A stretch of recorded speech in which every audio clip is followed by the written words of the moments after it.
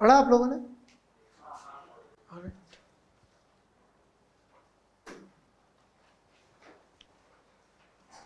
So here we go, Einstein's explanation.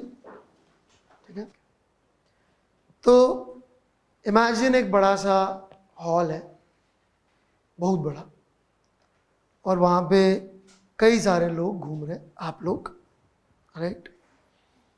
और आपको वहाँ से बाहर निकलने के लिए दरवाजों पे दरबान खड़े हुए हैं, 6.5 फुट के लंबे हट्टे कट्टे, राइट? और उनको जो है आपको 500 रुपये देने पड़ेंगे, तभी वो आपको बाहर जाने देंगे। समझ में आ रही है मेरी बात? So basically you are electrons, 500 रुपये इज वर्क फंक्शन, ठीक है? तो यदि आपको 500 रुपये उनको दे दोगे तो आप बाहर जा सकते हो, नहीं दोगे तो वो आपको उठा के अंदर पटक देंगे, बाहर जाने की कोशिश की। Now why you would like to go out? क्योंकि लेट्स से रूम के अंदर कुछ पागल भी घूम रहे हैं जो कि हिंसक है, राइट? ठीक है, और लोगों के पास जो भी सामान होता है वो छीनते हैं, तोड़ते हैं, फोड़ते हैं और फिर फेंक देते हैं। समझ में आई बात? एक आध चपाट लगा देते हैं, राइट? तो ऑब्वियसली ऐसे रूम में कुछ लोगों को छोड़ के जो खुद उसी कैटेगरी के हैं, राइट, कोई और रहना नहीं चाहे। सही है कि कुछ लोग हो सकते हैं जो उस रूम में रहना चाहे कि वाह क्या मारा मुझे, राइट?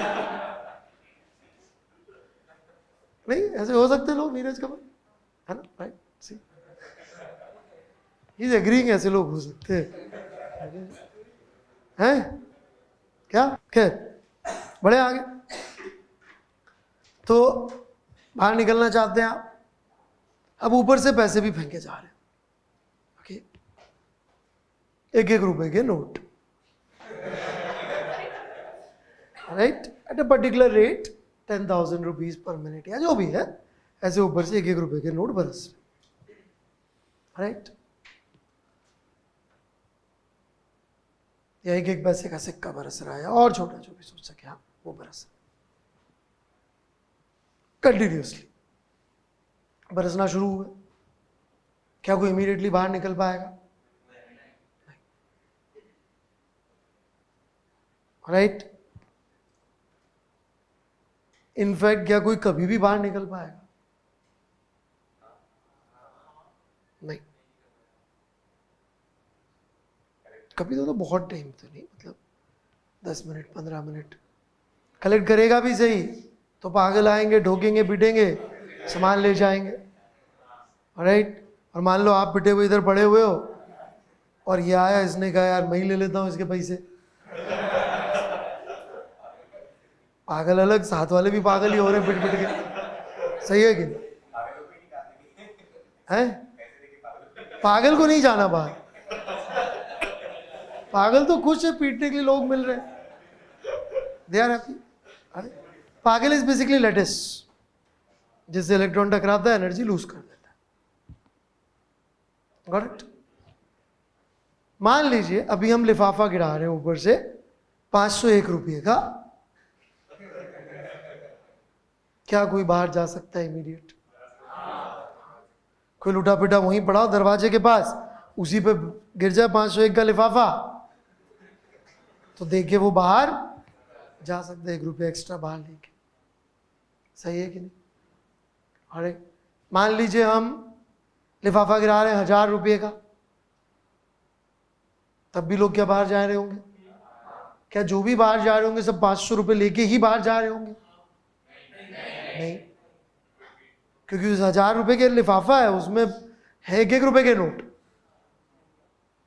तो क्या 1000 का 500 रुपये लेके बाहर जा रहे होंगे? नहीं, कुछ ऐसे होंगे जो 1 रुपया लेके ही बाहर निकल पाएंगे, कुछ ऑलमोस्ट जीरो, कुछ हो सकता है इतने लगे हो लुटे पिटे वहीं गिरे हो, 1000 का लिफाफा गिरा और इधर उसको दे दिया दरबान को और निकल गए 500 रुपये लेके बाहर। नहीं समझ में आ रही मेरी बात?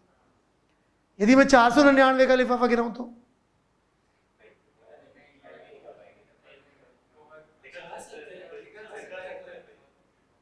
नहीं निकल सकते, क्योंकि प्रोबेबिलिटी कि उसको 499 का अभी मिला और दूसरा भी उसको मिल जाए, बहुत बहुत कम। यदि इतनी अच्छी उसकी किस्मत होती तो इस रूम में क्या कर रहा होता?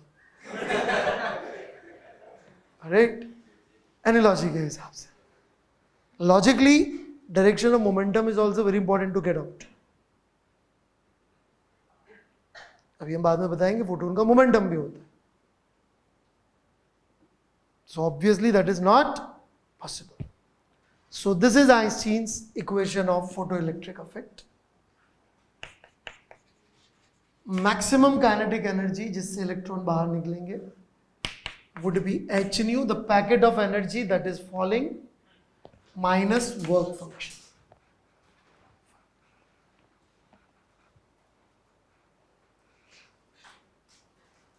Einstein's equation of photoelectric effect. Check कर सकते हैं, it explains all the 4 things that we discussed.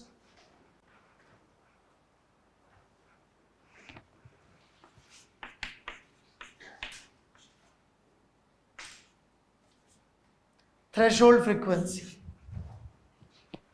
Nu naught is known as threshold frequency.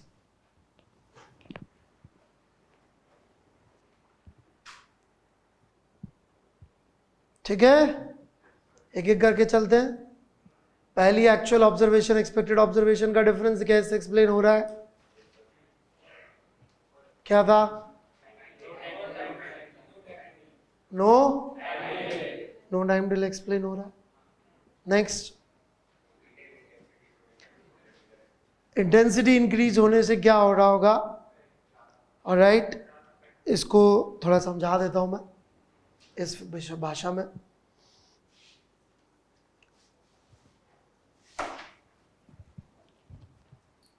ज्यादा इंटेंसिटी या ज्यादा पावर कह देते हैं अपन. दिस इज द पावर या एनर्जी जो कि फॉल कर रही है. अभी तक इसको सोचने का हमारे पास कोई और तरीका नहीं था, पर अब एक नया तरीका है. यदि एक फोटोन वर्ड बोलते हैं जो बाद में यूज किया गया था, it is basically particle behaviour वाली बात आ जाती है. नहीं तो एक पैकेट ऑफ एनर्जी यदि एच न्यू का है, एच न्यू क्या है? एक एनर्जी के पैकेट की साइज. यही प्लैंक बोला था कि एमिट ऐसे होता है, राइट? और आइंस्टीन क्या बोला? एब्जॉर्ब भी ऐसे होता है. तो एक पैकेट ऑफ एनर्जी की साइज एच न्यू है, तो number of packets falling per second, packet को क्या बोलते हैं? फोटोन. तो number of photons striking per second would be N. Is this okay?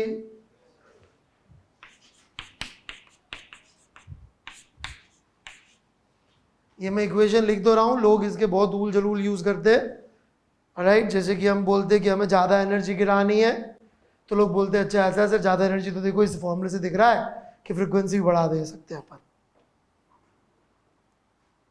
कभी कभी सवाल आएंगे ऐसे कि अपन को ज्यादा एनर्जी या अपन ने इंटेंसिटी बढ़ा दी. अरे आगे जाके सवाल आएंगे जो इंटेंसिटी के वेरिएशन की बात होगी, ठीक है? तो जो गधे होंगे वो क्या आर्ग्यूमेंट देंगे? नीरज कमल, इंटेंसिटी बढ़ाइए, तो गधे लोग बोलेंगे सर फ्रीक्वेंसी भी बढ़ सकती है.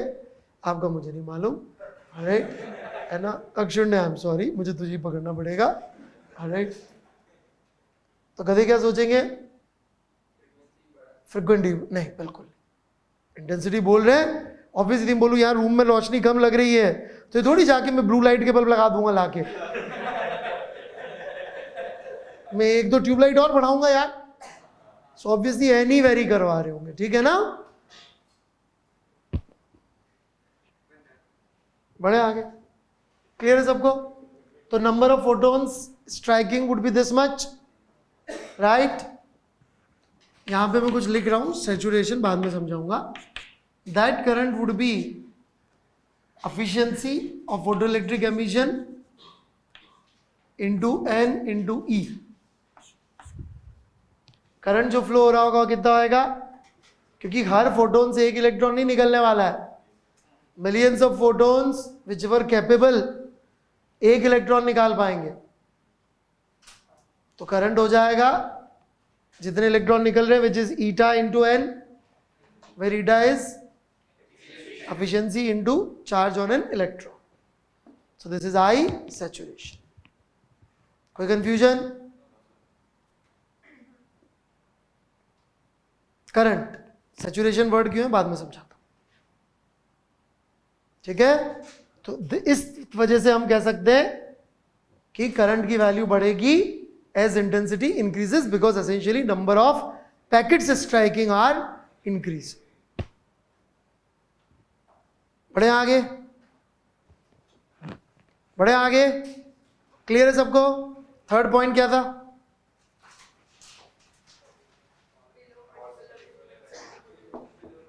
इस फ्रीक्वेंसी से नीचे ले जाएंगे तो कुछ नहीं मिलने वाला, कि मिलेगा? कुछ नहीं मिलेगा, राइट? और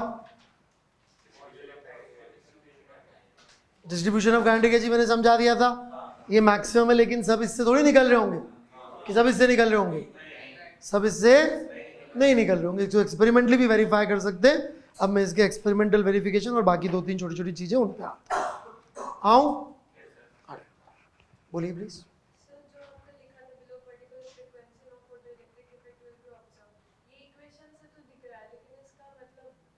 वही 499 का लिफाफा, हाँ हाँ हाँ, एनर्जी नहीं मिली उसको वर्क फंक्शन से ऊपर जाने के लिए, तो कैसे जाएगा भाई? -1.9 इलेक्ट्रॉन वोल्ट उसकी पोटेंशियल एनर्जी है, बाइंडिंग एनर्जी है, उसको 1.8 इलेक्ट्रॉन वोल्ट एनर्जी दे दी आपने, तो अभी भी कितनी रही उसकी एनर्जी? -0.1, मतलब अभी भी बाउंड है। लेट इस गो, पोटेंशियल का ग्राफ बना के दिखाओ नेगेटिव वाला।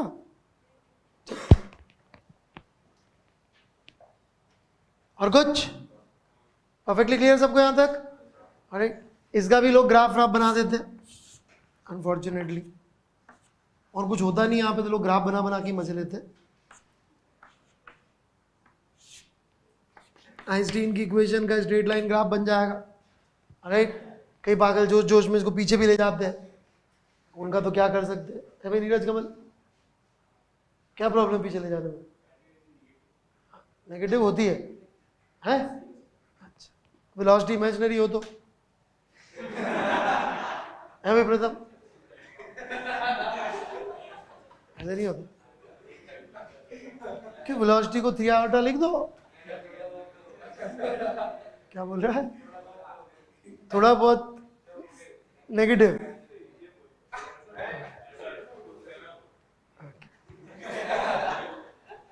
बढ़े आगे। तो ऐसा ग्राफ बन जाता फर्स्ट क्लास स्ट्रेट लाइन। कुछ समझाओ इसके अंदर? कुछ है ही नहीं, क्या समझा? ओके, और काइनेटिक एनर्जी का नहीं, ये के मैक्स का है, ठीक है? एक लास्ट छोटा सा पॉइंट, ये हाई सैचुरेशन क्या बोला है, and we are done. Okay, शुरू करें? तो चित्र आपकी कॉपी में बना हुआ है सेटअप का एक्सपेरिमेंटल। तो उसमें आपने देखा था एक बैटरी लगा रखी है अपन ने, राइट? लेट्स से अपन उसका करंट वर्सेस पोटेंशियल देखना चाहते हैं, उस बैटरी का पोटेंशियल वेरी कर रहे हैं। अगेन जब मैं कहता हूं वेरी कर रहे हैं का मतलब ऑर्डर नहीं वेरी करते कभी भी, एक्सपेरिमेंट चेंज हो जाएगा, फोटोग्राफिक से कैथोड रे ट्यूब बन जाएगा, ठीक है?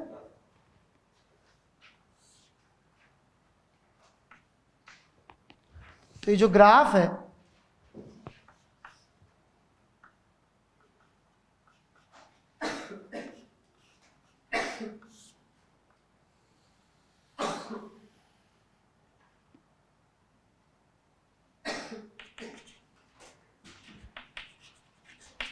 वो कुछ ऐसा आता है।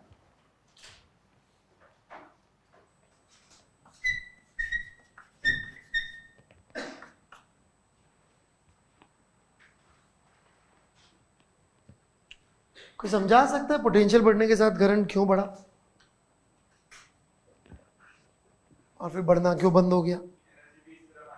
ठीक है, एसेंशियली ये है कि जब निकल रहे होंगे तो उनकी डायरेक्शंस भी इधर उधर होंगी, तो जरूरी नहीं कि सारे के सारे जो निकले पहुंचेंगे इसे, but once you apply strong enough field या पोटेंशियल, तो क्या होगा, जितने भी निकल रहे हैं वो सारे पहुंचना शुरू कर देंगे. So once they start, all of them start reaching, अब आप कितना भी पोटेंशियल करते रहिए, कोई फर्क नहीं पड़ने वाला. कितने भाई का मतलब ये है कि भाई 8 से 20 कर दिया, 8 से 8 करोड़ नहीं कर दिया. So that is story from zero to high saturation. Got it? शुरू करें. नेगेटिव साइड में क्या हो रहा है, बड़ी इंटरेस्टिंग चीज है. अब आपने पोटेंशियल उल्टा लगा दिया, मतलब आप उनको पहुंचने से रोक रहे, फिर भी कुछ पहुंच रहे. सबसे ज्यादा पहुंचने के चांसेस किसके हैं, जो के मैक्स से निकला होगा, तो वो भी निकलना पहुंचना बंद हो गया. मतलब एग्जैक्टली जितनी उसकी गारंटी एनर्जी थी उतना ही पोटेंशियल एनर्जी आपने नेगेटिव क्रिएट कर दी. This is how you measure K max. K max is what, it is EV stop. नहीं समझ में आई बात? के मैक्स नापेंगे कैसे, V स्टॉप. तो इस इक्वेशन को बड़े अलग अलग तरह से लोग लिखते थे. EV stop is equal to H nu minus H nu nought, ऐसे बच्चों को डराने के लिए, बट है कुछ नहीं, फालतू सी की चीज है.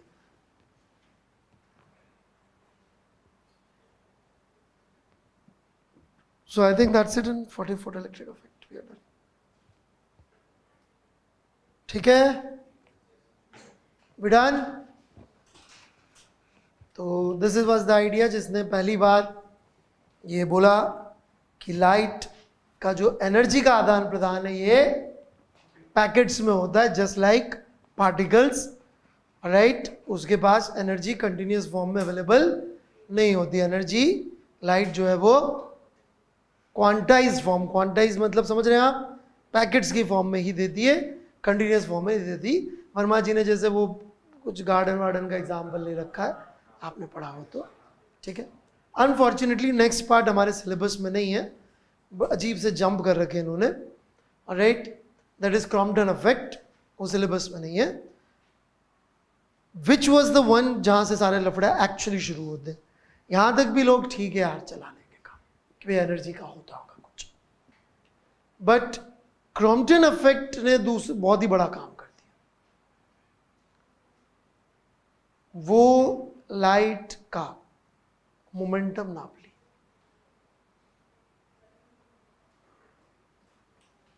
ओके, सो आप फोटोन करके हेडिंग डाल सकते हैं अभी.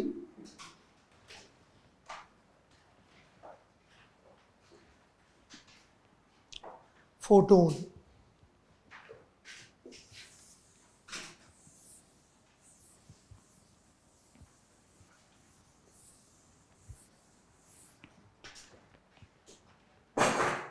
ओन बेसिकली ये यूज करते हैं to represent single unit thing, जैसे न्यूट्रल का न्यूट्रॉन, नेगेटिव चार्ज का इलेक्ट्रॉन, पॉजिटिव चार्ज का प्रोटॉन, ऐसे.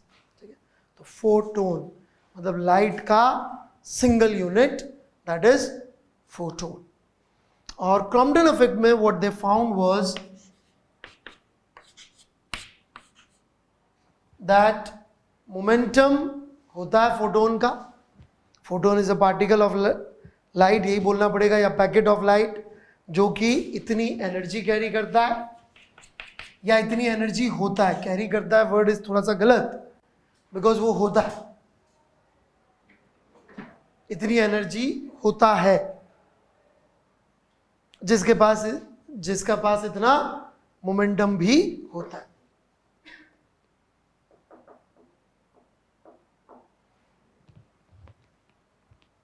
ओके, ये मेजर किया है, they measured this. तो फिर सवाल ये उठ गया कि यदि फोटोन, अब तो बहुत मुश्किल डिनाई करना. आप बोलेंगे अभी तक लोगों ने ऐसा क्यों नहीं माना, क्योंकि इतने फाइन एक्सपेरिमेंट्स नहीं अवेलेबल थे कि भाई अपन ने मान लीजिए किसी पर टॉर्च मारी और वो गिरा पड़ा मिल गया उधर, कि जोर से धक्का लगा मुझे तो मैं गिर गया. समझ में आ रही मेरी बात, है ना. वो स्टार वॉर में जरूर लाइट सेवर वगैरह दिखा देते, alright, but that's different, alright. या कोई आदमी ट्यूबलाइट इसके लाइट के नीचे बैठा हो और वो ऐसे दबे जा रहा है कि साहब बहुत जोर से फोर्स लग रहा है मुझ पे। फील हो रहा होगा ना आपको थोड़ा सा? है नहीं फील हो रहा? श्योर? क्या आपको हो रहा? समझ में आ रही मेरी बात? कितना फाइन है एक्सपेरिमेंट, पहले मैं उस पर आता हूं क्योंकि इसकी थ्योरी तो समझाना बड़ा मुश्किल होगा, राइट? और जो 2-3 बातें वो मैं करता हूं, लेकिन पहले कितना फाइन है momentum, let's try to do that, right? So let's say हमें एक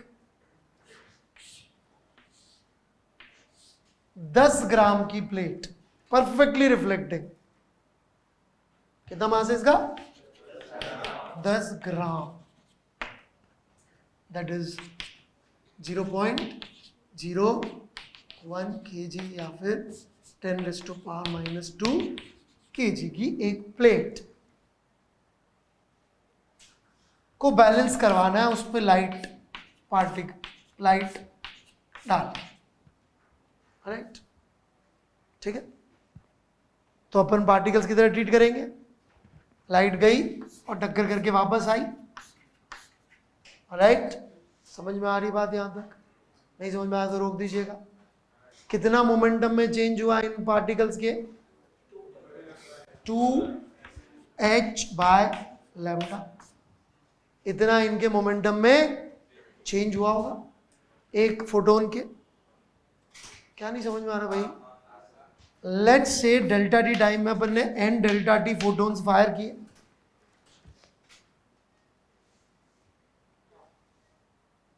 इज दिस ओके? तो इतना इंपल्स हम इंपार्ट कर रहे होंगे, right? f delta T which should balance mg delta T.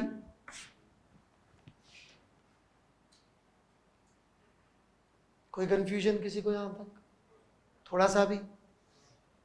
Right? ऐसा कुछ रिजल्ट आ रहा है, इसको एनर्जी में कन्वर्ट करने की कोशिश करते, हिंट हो रही है एनर्जी में कन्वर्ट करने के लिए। n को हम IA/hν भी लिख सकते हैं, राइट? तो n को मैं IA/hν से रिप्लेस कर रहा हूं, और यहाँ पे 10⁻⁻1 2h/λ into n which is w लिख देता हूं मैं, IA को power bye h new, new into lambda is c. So w that we would be needing is 10⁻⁻1 by 2 into 3 into 10⁸, right? So that would be 150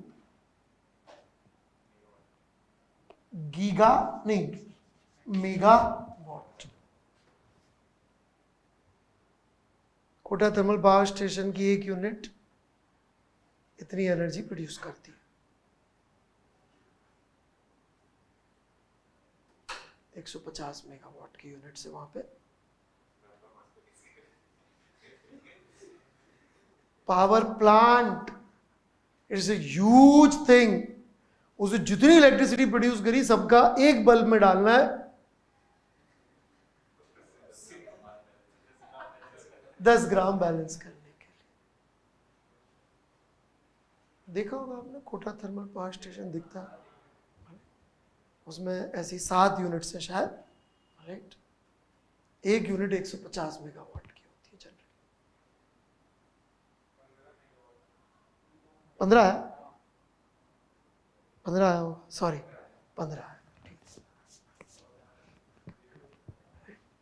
15 megawatt would be Rana Pratap Sagar, उसकी unit शायद 10-20 megawatts की है, छोटी छोटी units, वही बहुत बड़ा होता है।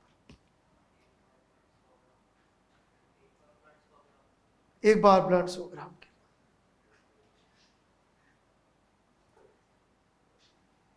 एक bulb, so obviously we don't feel it. नहीं यही बात समझ? वो इनडायरेक्टली कुछ मेजर किए थे लाइट डाल के, इलेक्ट्रॉन्स का मुड़ना पुड़ना, उससे उनको लगा, मतलब उन्होंने लगा नहीं, प्रूव हो गया कि लाइट जो है इतना हर पैकेट के पास मोमेंटम भी होता है। समझ में आई बात? एक्चुअली उन्होंने इसको ऐसे नहीं लिखा था, ओरिजिनल फॉर्मूला ये था और यही फॉर्मूला हमें सोचना चाहिए, E/c।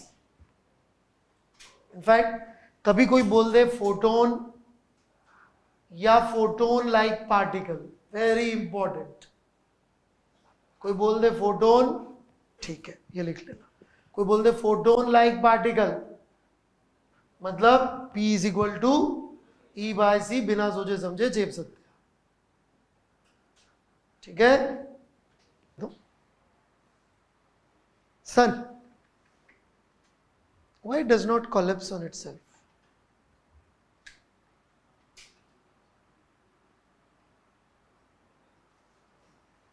There's so much gravity in sun. What is it that stops it from collapsing on itself?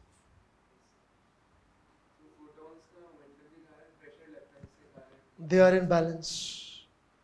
Gravitational pull और जो कोर में चल रहा है लफड़ा, हाइड्रोजन फ्यूजन, उससे जो फोटॉन्स निकलते हैं उनका मोमेंटम इतना ज्यादा है कि that is balancing this gravitational पुल।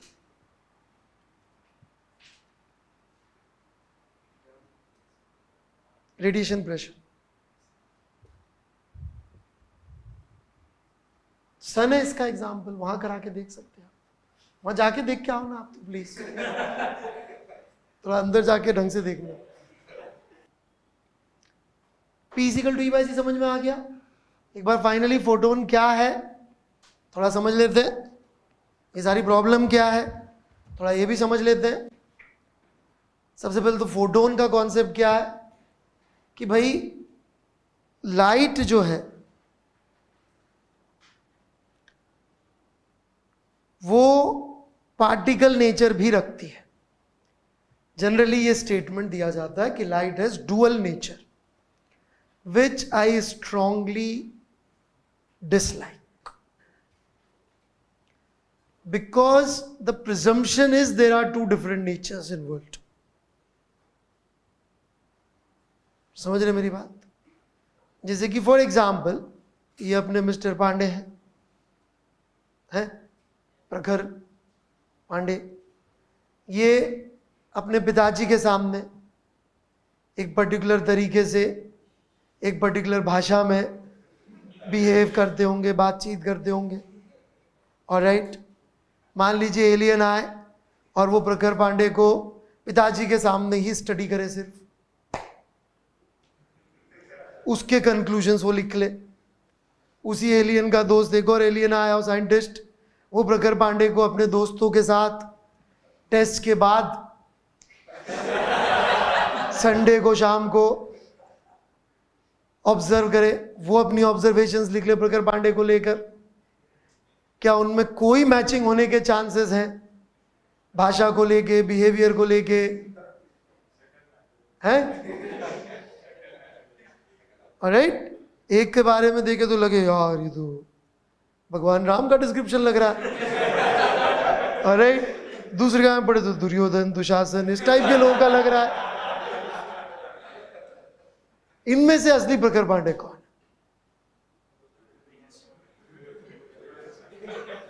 आप में से कई लोगों की इच्छा होगी आंसर देने की दोस्तों के साथ वाला, और आपका लॉजिक होगा कि पिताजी से अभी तो दब के रहना पड़ता है वो। बट आई होप सो कि जिस दिन प्रखर पांडे कमाना शुरू कर देंगे, इंडिपेंडेंट हो जाएंगे, क्या उस समय जाके पिताजी से बोले और क्या हाल चाल है? नहीं, राइट, ठीक है, उनकी सारी बातें नहीं माननी पड़ेंगी अभी, और वो भी एडवाइस देना बंद कर देंगे समझदार हुए तो, राइट। परंतु इसका पिताजी के सामने बिहेवियर फिर भी एक लिमिटेड रेंज में ही रहने वाला है, आई अज्यूम दैट, राइट। ठीक है, दोस्तों के साथ थोड़ा डेल्टा और बढ़ जाएगा और क्या हो जाएगा, राइट, बट वो दोनों डिफरेंट ही रहेंगे। दोनों में से प्रखर पांडे कौन? दोनों। इसी तरह से आपने एक्सपेरिमेंट्स ही ऐसे किए जहां पे ऑब्जर्व ही नहीं हो सकता था दूसरा बिहेवियर, और आपने एक मन में थॉट बना लिया राइट? ये जो मैं बातें बोल रहा हूं, ये बहुत बड़े आदमी की बातें बोल रहा हूं मैं, लेकिन आप लोगों की भाषा में बोल रहा हूं, right? The guy who destroyed Albert Einstein, Werner Heisenberg, right? ये उनकी बातें बोल रहा हूं। अभी थोड़ी देर पहले मैं आप लोगों को एल्बर्ट आइंस्टीन की बातें आपके लेवल पे आके समझाने की कोशिश कर रहा था। अभी मैं जो वर्नर हाइजेनबर्ग, जो एल्बर्ट आइंस्टीन को डिस्ट्रॉय कर दिया एकेडमिकली, कहा था तो वर्नर हाइजेनबर्ग का आर्ग्यूमेंट। तो ये थॉट ही गलत है कि दुनिया में दो टाइप के बच्चे होते, एक दुशासन टाइप और एक श्रवण कुमार / राम टाइप। ये असम्पशन ही गलत, आपने एक्सपेरिमेंट ही गलत डिजाइन किया। आपके ऐसे एक्सपेरिमेंट ही नहीं थे कि आप दोनों समय पे ऑब्जर्व कर सको, इसलिए आपने बना लिया कि या तो चीजें वेव होती हैं या पार्टिकल होती है ना। What is this difference between being wave and being particle, ये भी समझना बहुत जरूरी है। One word means localization. What is difference between particle and wave? What is the cause of this whole thing? It is not the wave containing momentum. That was not that bad. What is really bad is going to come later when we talk about de Broglie. Wave और particle में सबसे बड़ा पंगा क्या है? सबसे बड़ा पंगा है कि हमारी आदत पड़ी है कहने की कि ये बॉटल इस समय अमित गुप्ता के हाथ में, और हमारी आदत पड़ी है कहने की कि जो अमित गुप्ता ने कहा वो सब लोगों ने सुना एक ही समय पर। यदि मैं इक्विडिस्टेंट हूं आप लोगों से, तो जो मैंने कहा या आप जो मुझे देख रहे हैं, सबके लिए मैं अवेलेबल हूं, देखने के लिए और सुनने के लिए, राइट? क्या ये बॉटल इस समय सब लोगों के हाथ में होने के लिए अवेलेबल है? Wrong answer, because it is also wave, जैसा डी ब्रोगली समझाएंगे। हमारा ये सोचना कि जो चीजें मोमेंटम रखती, जैसे कि इसका मोमेंटम हो सकता है, तो इट शुड बी लोकलाइज, ये स्पेस में एक ही जगह पर होनी चाहिए। ये डी ब्रोगली हाइपोथेसिस है। और हमारा उल्टा सोचना कि जो सब जगह मौजूद है वो सिर्फ एक फिनोमिना है जिसका खुद का कोई मोमेंटम नहीं हो सकता। इस जगह पे जाके लड़ाई शुरू हुई थी। यदि आप याद करें तो क्रिश्चियन हाइगन बोला कि लाइट पार्टिकल होता है, न्यूटन बोला कि नहीं वेव होता है। तो झगड़ा क्या था? पार्टिकल। क्रिश्चियन हाइगन बोला लाइट वेव होती है, न्यूटन बोला पार्टिकल। मैंने उल्टा बोल दिया, सॉरी। कमिंग बैक, झगड़ा क्या है? झगड़ा है लोकलाइजेशन का, कि जिसको अपन ने एक बार पार्टिकल कह दिया, वो हमारी सोच क्या है कि वो वहीं एक समय पर एक ही जगह पर हो सकता है, और जो वेव है वो अनेक जगहों पर होती है और उसके साथ मोमेंटम एसोसिएट नहीं होता। और फोटोन का आइडिया ये है कि नहीं, जो इलेक्ट्रोमैग्नेटिक वेव है उसका पार्टिकल नेचर होता है, not actually in the sense of localization, but more in the sense of energy and momentum. तो कोई बोले कि लाइट का डुअल नेचर है, पता नहीं। यस, अपन को समझ में दो चीजें आती है, वेव कई जगहों पे होती है और पार्टिकल एक जगह पर होते हैं, और पार्टिकल के पास मोमेंटम होता है, और एनर्जी पैकेट्स में ही ले सकते हैं आप पार्टिकल से। कुछ पैकेट होता है एनर्जी का, उस पॉइंट ऑफ व्यू से तो नहीं है ये पार्टिकल वेव, उस पॉइंट ऑफ व्यू से ये पार्टिकल। लेकिन दोनों को दो अलग अलग चीजें मानना, सारे लफड़े वहां से शुरू हुए थे, राइट? तो what is photon? Photon is in a sense yes particle nature of light. In what sense? कि इतना मोमेंटम होता है और इतना एनर्जी होता है। इस सेंस में ये एक पार्टिकल है। किस सेंस में ये पार्टिकल नहीं है? यंग्स डबल स्लिट एक्सपेरिमेंट के सेंस में नहीं, राइट? तो ये समझ में नहीं आने वाली, क्वांटम मैकेनिक्स समझने के लिए बनी भी नहीं, राइट? जब तक आप खुद एक्सपेरिमेंट करके ना देख लें तब तक आपको भरोसा नहीं होगा। जब Young's double slit experiment light की बजाय इलेक्ट्रॉन के साथ करें तो विश्वास होता है,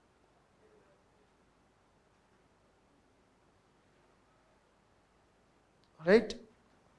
रिवर्स वाले का, ठीक है? तो photon represents the idea that light has particle nature, and energy and momentum का जो कैरी करने वाला जो क्वांटा है उसका नाम फोटोन है। उसको हम एज अ पार्टिकल सॉल्व कर सकते हैं, ट्रीट कर सकते हैं। फोटोन से टक्कर होएगी तो मोमेंटम मिलेगा, राइट? और इतनी क्वांटा का है ये पैकेट है, दैट्स इट, राइट?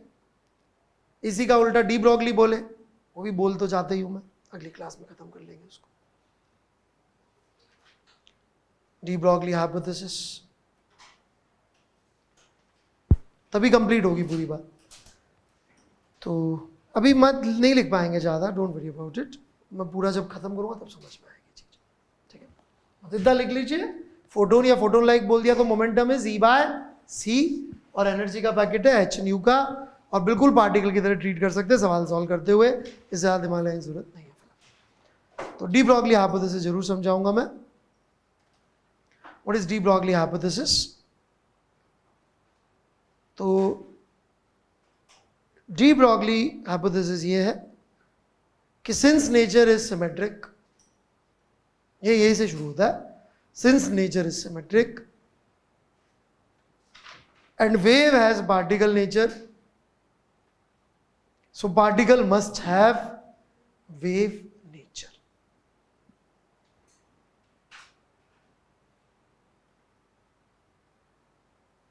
इस वेव की इक्वेशन श्रोडिंजर दिए थे, इसको श्रोडिंजर वेव फंक्शन बोलते हैं, राइट?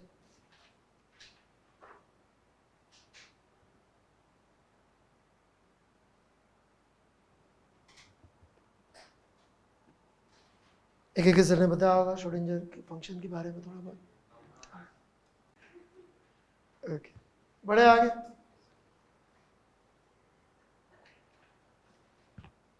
तो डी ब्रॉगली ये क्या बोल रहा है? What is de Broglie saying? कि जो पार्टिकल है उसका वेव नेचर है। वेव नेचर का मतलब क्या है? वो भी वेव की तरह डीलोकलाइज हो सकता है, मतलब कि एक ही चीज हमें अनेक जगहों पर मिल सकती है। That's what it means by wave nature. समझिए, पार्टिकल नेचर वेव नेचर में जो मेन लड़ाई है किस बात की है? Localization and delocalization. Wave is not localize, wave एक पॉइंट ऑफ स्पेस में नहीं होती, वेव एक ही समय पर अनेक जगहों पर होती है। और डी ब्रॉगली कह रहा है कि यस, पार्टिकल्स भी एक ही समय पर अनेक जगहों पर होते हैं। बट इसका मतलब यही है कि पार्टिकल एक समय पर अनेक जगहों पर होता है। जैसे कि इसका एक बहुत बढ़िया उदाहरण है,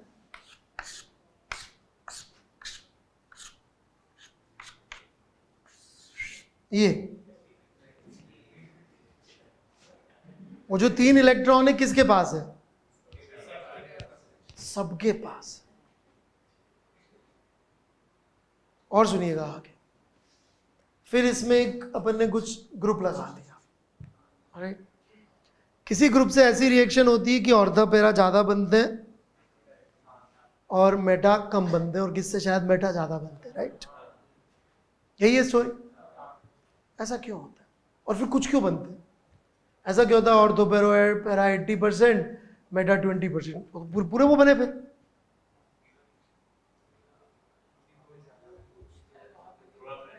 प्रोबेबिलिटी है, सिर्फ प्रोबेबिलिटी की बात है, कुछ प्रेडिक्ट नहीं कर सकते आप कौन है।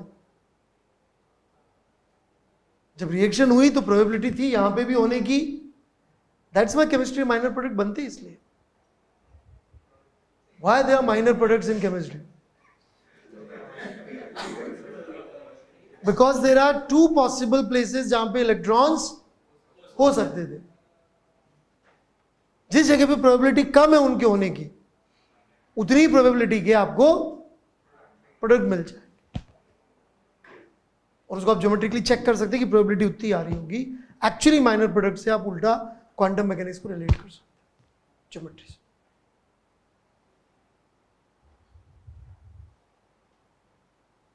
नहीं समझेगा?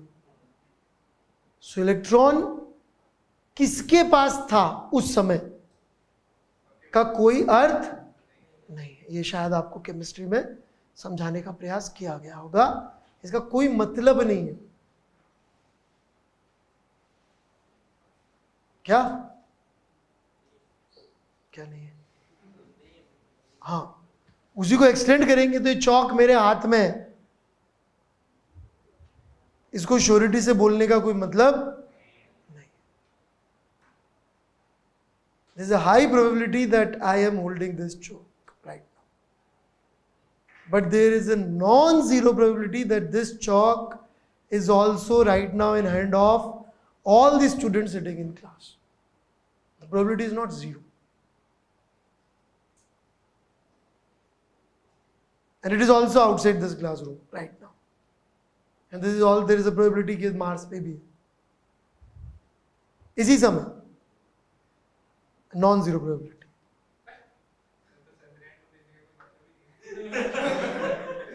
The probability is so small that within the lifetime of universe it will not happen. That doesn't mean it cannot happen.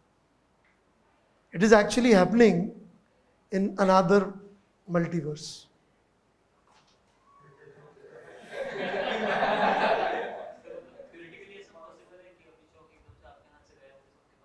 हाँ, वो हो भी रहा है इस समय किसी और यूनिवर्स में,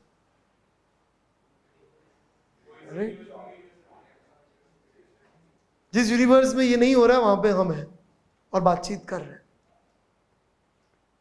क्वांटम मैकेनिक्स ऐसी बातें करती है, मैं नहीं करता। मैं तो सिर्फ समझा रहा हूं कि क्वांटम मैकेनिक्स समझने का प्रयास क्यों नहीं करना चाहिए। ऑलराइट, हाँ, पर एक यूनिवर्स और एग्जिस्ट करेगा जिसमें नहीं हुआ होगा ऐसा, और हम उसी में एक दूसरे से बातचीत कर रहे होंगे। नहीं, हम उसमें भी हैं।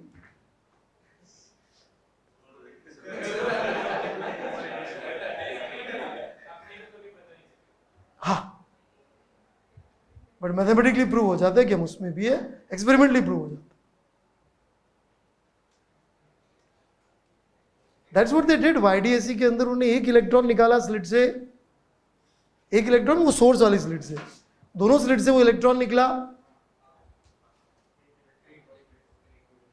एक इलेक्ट्रॉन सोर्स से निकला, दोनों स्लिट से साइमल्टेनियसली निकला वो इलेक्ट्रॉन, और उसने वहां पे इंटरफेरेंस किया।